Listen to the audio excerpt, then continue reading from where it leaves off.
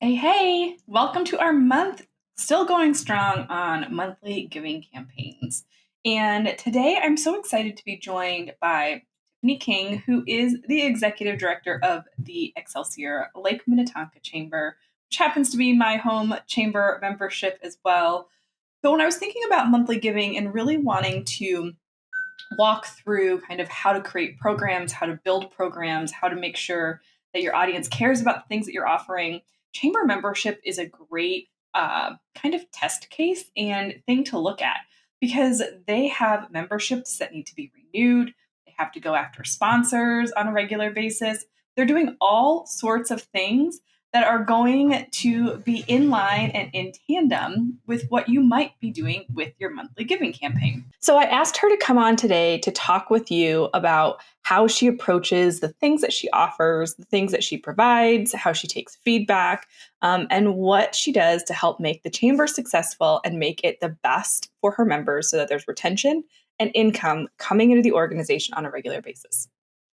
Tiffany King is the executive director of the Excelsior Lake Minnetonka Chamber of Commerce. She has 16 years of experience in the chamber field, most recently at the Mount Horeb Area Chamber of Commerce in Mount Horeb, Wisconsin, where she served as executive director for the past 4 years. Ms. King specializes in nonprofit management and was awarded the IOM graduate recognition for completing a comprehensive course of study in nonprofit management through the U.S. Chamber of Commerce Foundation's Institute for Organization Management program in 2017. That is a mouthful of a title. One of the things she loves most about the chamber field is working with businesses to help them reach their goals, as well as harnessing the collective impact of a unified voice.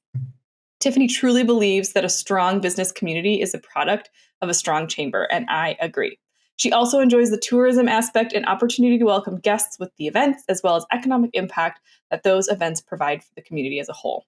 Tiffany enjoys the outdoors with her family, camping, hiking, fishing, and boating, and is excited to take in everything Minnesota has to offer.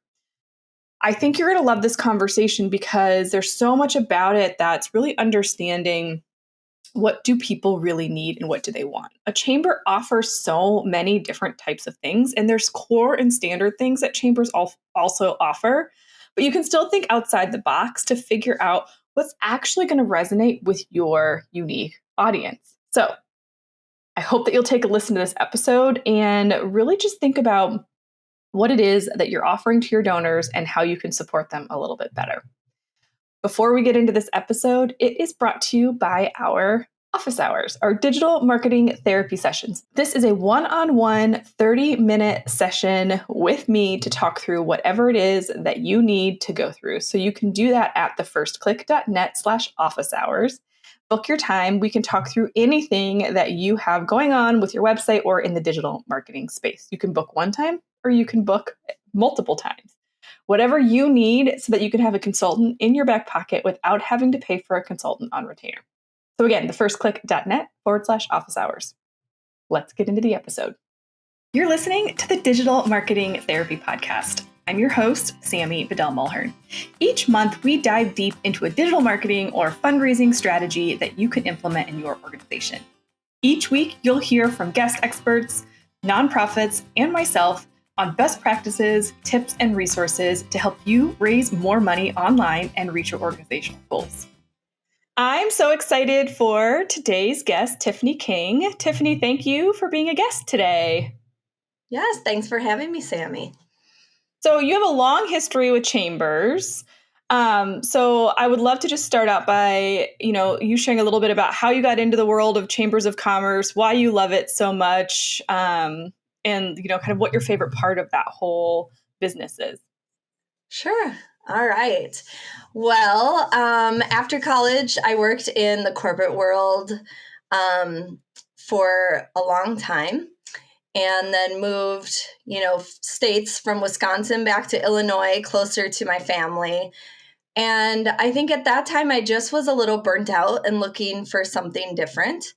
And an opportunity came up at my local chamber. At that time, I really didn't know anything about chambers of commerce, and started as a membership director. And from there, just went into, leadership with the executive director and was there for several years. And then at a chamber in Wisconsin for several years and now here in Minnesota. So I just fell in love with it. I love strategy. I love working with small businesses, and I really like being able to, make a difference with retaining small businesses in our community. Yeah. Well, and Tiffany and I met each other because she is the executive director of my local chamber, which has been super fun to get more engaged with. And we're talking monthly giving programs all month on the podcast. And so to me, like, I just thought of you and chambers in general because we've had so many conversations about nonprofits, and I think there's just so much alignment in like how are we talking to the audience that we are serving. So I know you've worked Mm-hmm. with a couple different chambers, so it's like how have you kind of navigated through, or like how do you kind of step in and say, okay, well, here's what I know works best, or here's how I feel about it, but how can I best serve my members in the local community? That is a great question. It's been interesting for me because the first chamber that I was the director of was in my hometown. And that had a Convention and Visitors Bureau. So they handled the tourism side and got the hotel motel lodging. It had economic development, which we worked very closely with and we're in the same building. And then also downtown development, which worked just with the downtown businesses and was funded partially off of a TIF district. And so there we were just very focused on business. And so when you just have like one stakeholder, it's easier to ascertain what those pain points are and try to offer a solution to those. But in Mount Horeb, and then most recently here in Excelsior, I'm in a chamber where tourism is a large economic Mm-hmm. driver in the community. So although the businesses are absolutely still our stakeholders, we get pulled into that tourism and really externally that economic development a little bit as well with our partnership with the city. So it has always just been really important to me to be respectful of that emotional attachment and that history and tradition. And rather than it try to invoke change right away, learn about it, understand why they do things the way they do or where that emotional attachment is, and then try to, kind of merge or marry that with a strategic decision that's best for the organization and its business and its members as a whole. So it's something I have worked very hard over the last, 6 years to perfect that like listening portion. And I just think that's so important to try to pull that out of people before you just make a change that on the surface might seem like the best strategic decision. Well, I think that's so good because a lot of times we are in our own heads. Like, we know what our organization does. We know the value we can provide. We know the transformation. Like, we can see that all in our head. But in order to get people to come along with us, in order for people to continue to give to the organization, to participate, to renew, to become monthly donors, whatever that is, we have to meet them where they're at, not where we know they can be. So, like, Yes. was that something that you learned over time, or was that something that was taught to you? Because I don't think that's a skill that most people inherently get in their workplace training. Yes. So I'm sure I've told you this analogy before. I'm a big analogy person. But I call it the peanut butter cookie analogy. It's one of my favorites. But absolutely, it was learned and not the easy way, really through me making a decision unemotionally on a strategic basis that I knew was the best for our organization and for the businesses involved. But what I didn't realize at the time of making that decision was how to honor or what that emotional attachment was. So the peanut butter cookie theory, as I call it, is, you're a kid and every year you go to this hotel or this resort on family vacation with your parents and grandparents or whoever. And this hotel serves these peanut butter cookies. And when you walk in, it smells amazing and they taste amazing and they're warm. And, every year you get that. And then the hotel says, we need to make a change because people have nut allergies and we can't even have them anymore at all because there's cross contamination. And we're going to do chocolate chip cookies. And the chocolate chip cookies are just as amazing, if not better than the peanut butter cookie. But you have such an emotional attachment and a nostalgic, remembrance of these peanut butter cookies that you're going to hate the chocolate chip cookies that's just because who we are as people. So in business, you can't always make decisions based on emotion. And I believe strongly that it's best not to make decisions Yeah. based on emotion, but you do have to take that emotion into account and pull those peanut butter cookie lovers along with you, get their feedback, get their input, find out if there's something that they would like more or different or better, or tell the story of why you're doing it in a very clear and transparent way so that, like you said, they're not just abruptly having this change happen. They're a part of the process and kind of coming along with you. Well, And and then that they're going all to be leads your biggest supporters. right. Because that all leads to retention anyway. And like when we think about a monthly giving program, we think about membership renewal for a chamber. Like you spend a lot of time and energy acquiring new people into your program. So if you're not retaining a large number of those people, then your organization is not going to have a healthy membership base or a healthy giving campaign. And so like pulling those people along, I think is important. How do you like, as you're brainstorming new ideas and you're testing new ideas and you're like, okay, this is going to be great. I've listened to my members. These are the things that they want. As you implement things, some things work, some things don't. Like, how do you kind of navigate through determining what features and benefits then you continue to add or take away to make sure that your time is being respected and the members are getting the value that they need? Yes, I love that question. Kind of two ways. I personalize, or at least try to personalize memberships. So I take the onboarding process very seriously. I have a pre-meeting to make sure that people understand what a chamber is. And that's when I ask them, what are you hoping to get out of membership? Because if they want something that we can't offer, I don't want them to sign up for membership, because they're going to have a bad experience and then they're not going to renew, and they're going to spread the word of like, I didn't get anything out of it. Not that they Yeah. didn't, but they didn't get out what they wanted because what they wanted wasn't something that we provide, but nobody told them that. So that's kind of my first step. And then after they sign up, I have an onboarding meeting where we really go through all of the benefits of membership, how to utilize the resources, and all of that to make sure that they have a really good understanding. And then from there, I'm a big data junkie nut. So I attach KPIs to everything that I do. And that's really how I dictate if something moves forward, whether that's an event or a value added service, whatever it is looking at those key performance indicators and then making sure that whatever we're doing does have metrics for measurement of success. So whether that's Mm-hmm. attendance, whether that's, survey results, whether that's like for an event, I look at how many members the weekend of an event, of a tourism event, how many members posted a hot deal, how many members posted on the event Facebook page of things that they had going on. I look at different things like that. So I just try as hard as I can to attach metrics for determination of success moving forward. Well, and I want to call something out here because I think a lot of times when we think of monthly giving programs, a lot of nonprofits are like, well, we can't spend time and effort on some of these people because they're giving at lower dollar amounts or whatever.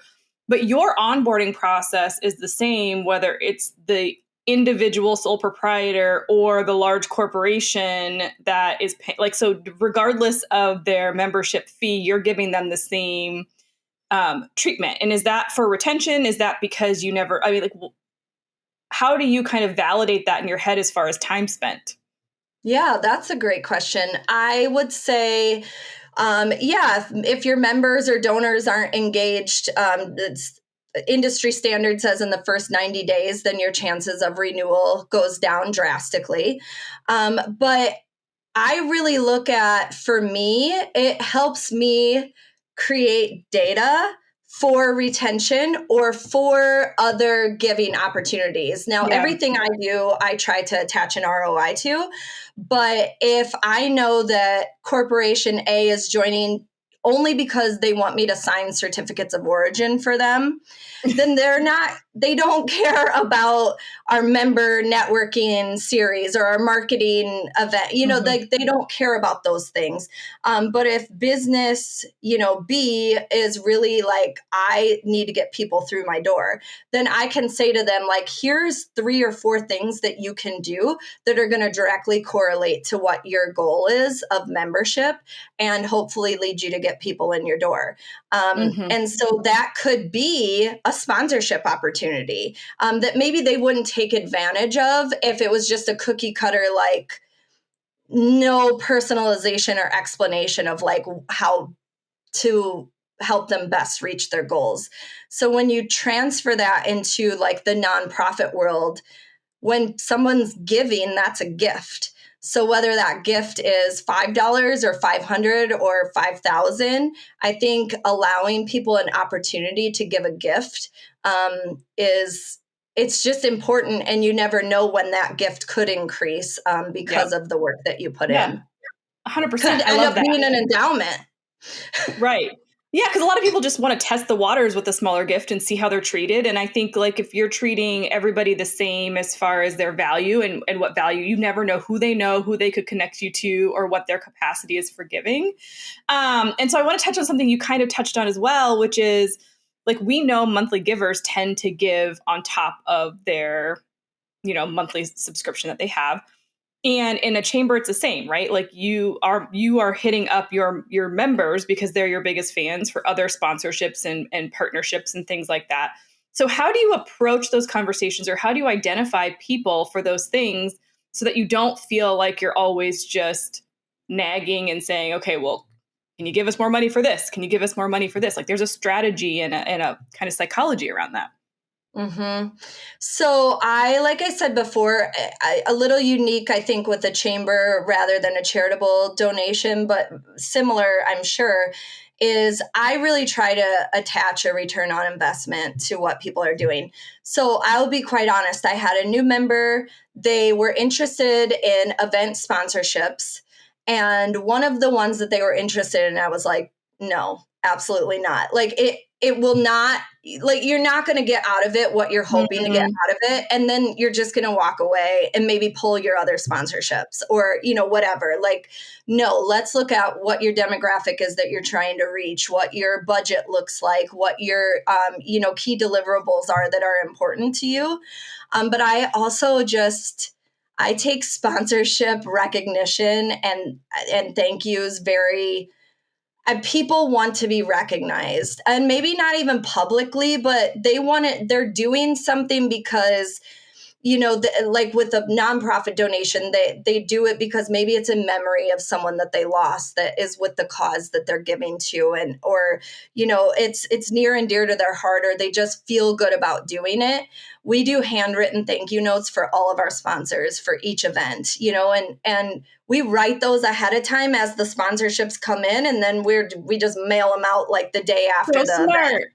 Yeah, so there's ways that you can, small ways, but getting a handwritten thank you note in the mail, it means something to people. So yeah, I just think that being aware of things like that is important.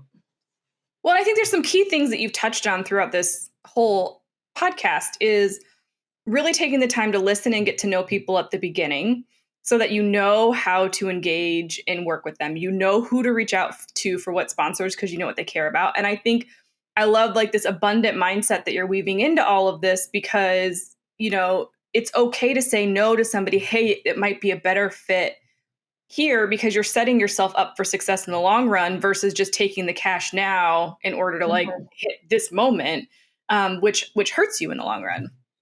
Mm-hmm. Yeah, Yeah, and I think absolutely.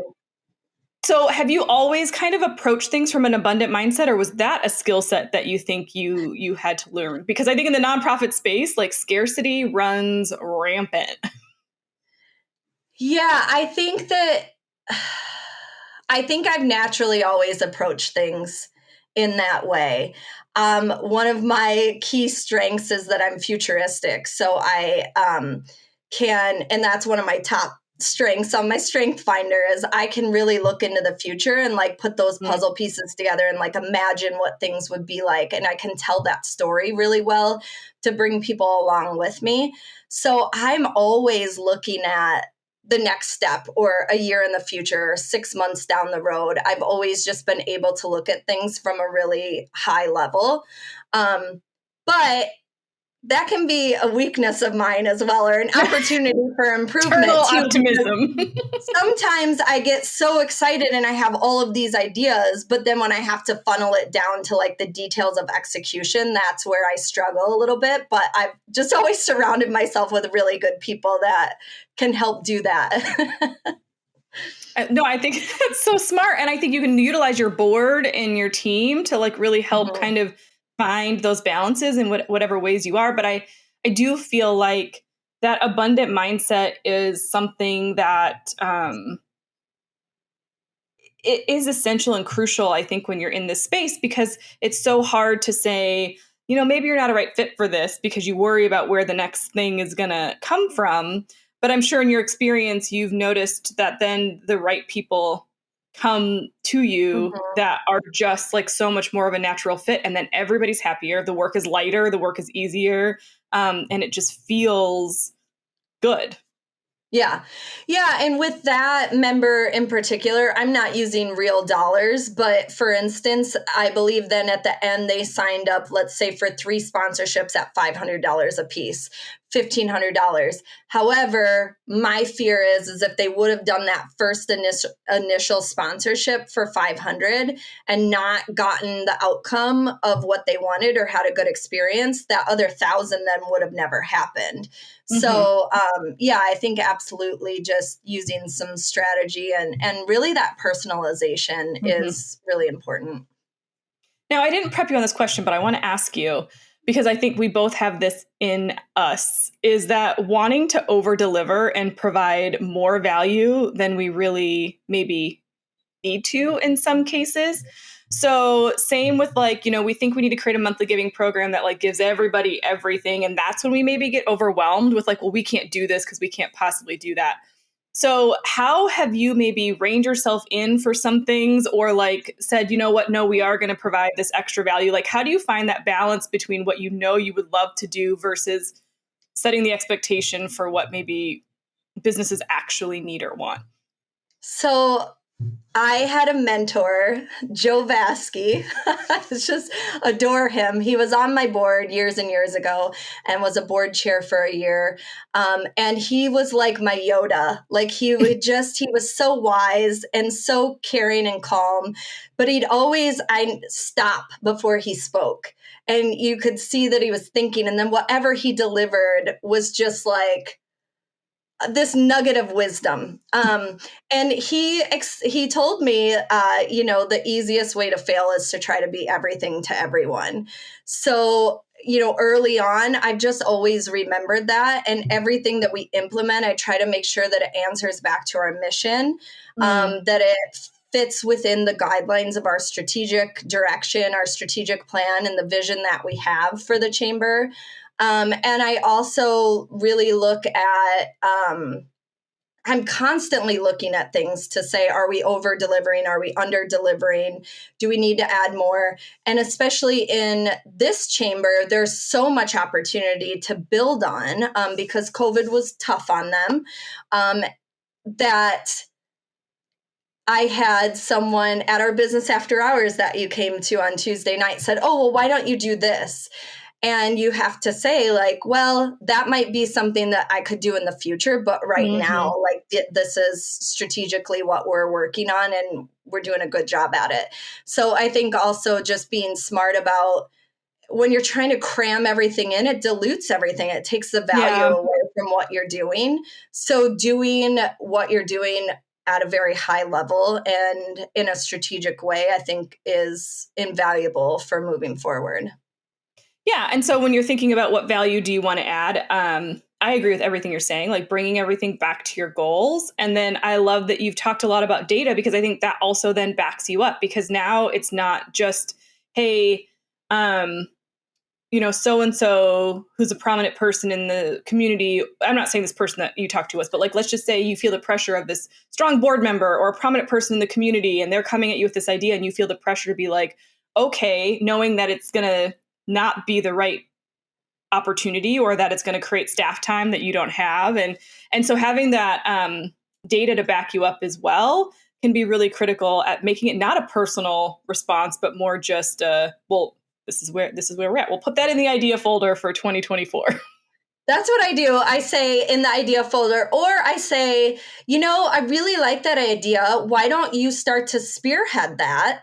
And then come back to me with more information, because a lot of times they're going to come to the same conclusion that you did, but they're coming to it on their own. You're not just like kind of, putting out their fire of someone who's excited and engaged. Yeah. Like that's the last thing I want to do with a volunteer or a member. But a lot of times they're going to come back and say, yeah, this just isn't doable because of this. And you already know that, but you don't tell them that you already know Right. that. I also think that's why it's so important for nonprofits to have a strategic plan as well as a program of work for the year, because your board approves that and they're engaged and they're creating that and have buy-in on it. So that is your golden ticket to tell when you have 4 board members coming up and saying, let's do a Cajun fest. Let's, do free videos for every member, let's do, and you can very easily say like, that doesn't fit into our plan of work for the year. However, that could be something that we look into for the future. But I think like that gives you kind of that golden ticket, so you don't feel like you're going up against a board member who's essentially a boss of yours, quote unquote. Exactly. No, that's a great tip. Okay, so the last question I kind of want to ask you is, as you're thinking about these value added elements or things that you want to bring in, like where, besides, just listening and the conversations and things that you take in from your new members, like where else do you go to kind of draw inspiration and new ideas? Because I think a chamber is like a very institutional organ, like everybody has their own opinion or idea of what a chamber looks like and the common things that are there, but like we're all growing and getting bigger, and if you want to attract younger audiences, you have to, and younger business owners, like things are kind of starting to flip a little. So how do you come up with new ideas for what you might want to bring into your membership? I call you. No. Stop it. That was not planned. No, you do definitely have people that become valuable resources to you. I'm also very fortunate to, we have a really large network of Chamber of Commerce professionals on Facebook. I think over 7,000 chamber professionals. Frank Kenny is a leader in the chamber industry, and he started that page. And one thing I love about this industry is everybody's willing to share everything. Like they'll give you templates, they'll give you, it's like, don't recreate the wheel. We all know what it's like. Here, take it. And so that's been a good resource for me. And then honestly, like I look at TikTok, I look at Instagram, I look at Facebook, I try to follow trends. So I'm not afraid to change or try new things. And that data piece is important too. So like, what are like if I'm trying to target 22 to 28-year-olds, like, what are the hashtags that they're attracted to? Like, what are they looking for? What type of experience do they want? How do I market to them? So also looking at that data piece of like, who are we trying to attract and how do we market to that demographic to attract those people? So Yeah, I think it's just a lot of like listening, being open, talking to people. Social media is a great tool. Some different ways. But I love that you're starting with the audience first. You're starting with who are we trying to talk to before you start out with the how are and what are we going to offer them. I think that's brilliant. And I think it's also like just like testing with saying like, hey, this could fall flat on its face, and then we just don't do it again. Like, but it's okay. But we won't know unless we give it a try. And then the last piece to that is like, do you also look outside industry? Because I think a lot of times we actually find more inspiration when we're not looking in our own little circle, but looking more kind of what's happening in the periphery. Yeah, absolutely. I think there's just never an end to information out there. And I think as long as it's, again, fitting in with your mission and your Mhm. strategic vision, that, it that can be a little dangerous because it's kind of like the whole back to like, don't try to be everything to everyone. Yeah, sure. So I use this example for a board member who is a chiropractor. And he's fantastic, but like everyone, sometimes it's like, oh, but I like this because of this. So Yeah. I said, if you bought this business and they served muffins on Tuesday, like everybody might really like those muffins on Tuesday, but does it have anything to do with your mission or what you're trying to do? So, the only thing with looking outside your industry is making sure that it's still fitting in your mission, that you're not just doing something to do it. Yep. I think that's a great piece of advice. And I think you've given a lot of great pieces of advice Oh, today, Tiffany. thanks. So take a listen, make sure you're evaluating, use all of this to evaluate your existing program and think about what things you might want to do. But Tiffany, any last pieces of advice? Otherwise, how can people connect with you or just learn more about what you and the Excelsior Chamber are up to? Yeah. I mean, I don't think I have any last pieces of advice, but I also really love feedback and brainstorming and talking. So if anybody ever wants to pick my brain or let me pick theirs, the easiest way email is Tiffany at elmcc.org. Our website is elmcc.org. Contact us both of those ways. And yeah, I'd love to hear from you.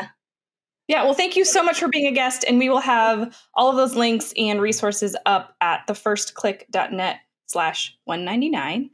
But thank you for being here. Yeah, thank you. Thank you so much for taking time to listen. And thank you again to Tiffany King for joining me today. I hope that you got some great ideas for how you want to listen, have conversations with your donors. We've been talking a lot about listening on episodes of this podcast and really just taking in what your audience needs and wants. You might be surprised by some of the ideas that come out from them and ways that you can create a dynamic and really strong monthly giving campaign.